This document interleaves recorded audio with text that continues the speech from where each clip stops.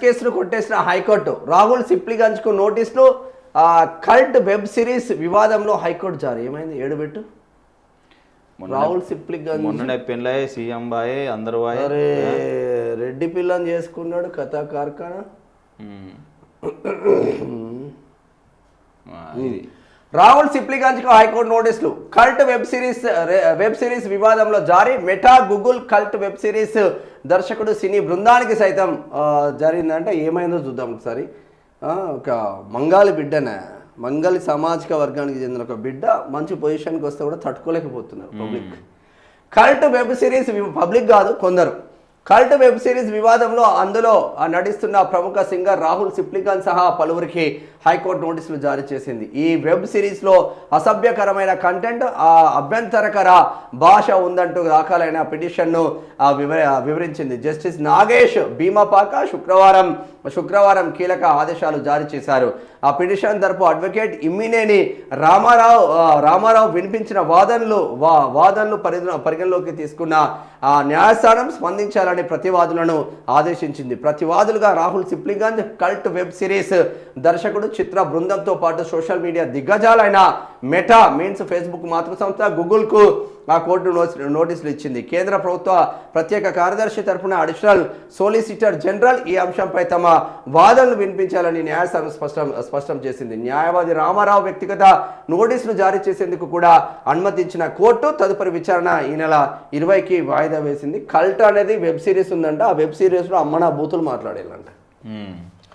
దేశంలో ఏ రాష్ట్రం ఎక్కువ బూతులు మాట్లాడుతుంది తెలుసా?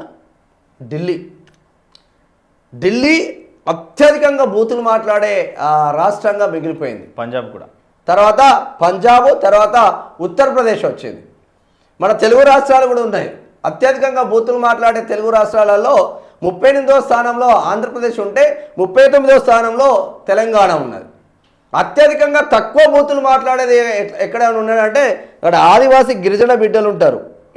మన ఈస్ట్ ఇండియాలో మన మిజోరాం కానీ అస్సాం కానీ ఆ ఏరియా ఉంటుంది కదా, మొత్తం అరుణాచల్ ప్రదేశ్, అక్కడ అతి తక్కువ బూతులు మాట్లాడతారంట. ఢిల్లీ నెంబర్ 1 పొజిషన్లో ఉన్నది. తర్వాత పంజాబ్లో ఎక్కువ ఉన్నది. మరి ఇక్కడ ఈ బూతుల సినిమాలు తీసిందంటే మనమే 39వ స్థానంలో ఉన్నారు. మరి ఇదంతా రాహుల్ సిప్లిగంజ్ బీసీ మంగళ బిడ్డని ఇబ్బందులు పెట్టే కార్యక్రమం ఏమైనా చేస్తున్నారా? మరి అసలే రెడ్డి పిల్లని చేసుకున్నాడు పాపం. ఇక నటుడు నవదీప్కు ఊరట. డ్రగ్స్ కేసు కొట్టేసిన హైకోర్టు. డ్రగ్స్ కేసులో నటుడు నవదీప్కు భారీ ఊరట లభించింది. అతనిపై నమోదైన డ్రగ్స్ కేసును హైకోర్టు కొట్టివేసింది. నవదీప్ వద్ద ఎలాంటి డ్రగ్స్ దొరకలేదని అడ్వకేట్ వెంకట్ సిద్ధార్థ్ చేసిన వాదనలతో కోర్టు ఏకీభవించింది. గుడి మల్కాపూర్లో నమోదైన డ్రగ్స్ కేసులో ఎఫ్ఐఆర్లో మాత్రమే నవదీప్ పేరు పెట్టారని అడ్వకేట్ కోర్టుకు వివరించారు. దీంతో స్పాట్లో అతడి వద్ద ఎలాంటి డ్రగ్స్ దొరకకపోవడంతో కేసును కొట్టివేస్తున్నట్టు. మీరు బడా హీరోలు కావచ్చు, బడా రాజకీయ నాయకుల కేసులన్నీ కొట్టుడుపోతాయి. మీరు అందరిని అబ్జర్వ్ చేయండి. నేను అదే అంటున్నా, rule is rule for all ఎందుకు ఉండదు అంటున్నా. ఇప్పుడు బాలకృష్ణ బెల్లంకొండ సురేషే కదా, బెల్లంకొండ సురేష్ పైన ఏకంగా గన్ను తీసి ఫైర్ చేసింది కదా. బాలకృష్ణను అరెస్ట్ చేసి జైల్లో వేస్తారా?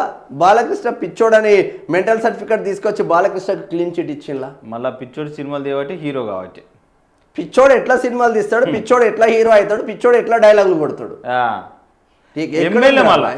ఎమ్మెల్యే ఎక్కడ ఉంది? అప్పుడు ఎమ్మెల్యే కాదు కానీ ఎక్కడ ఉంది? ఇప్పుడు ఎక్కడ ఉంది? పిచ్చోడు ఎమ్మెల్యే అవుతాడు ఎక్కడన్నా? హిందూపురానికి ఏడుంది వ్యవస్థ? అంటే పొలిటికల్ పవర్ ఉంటే సరిపోతుందా?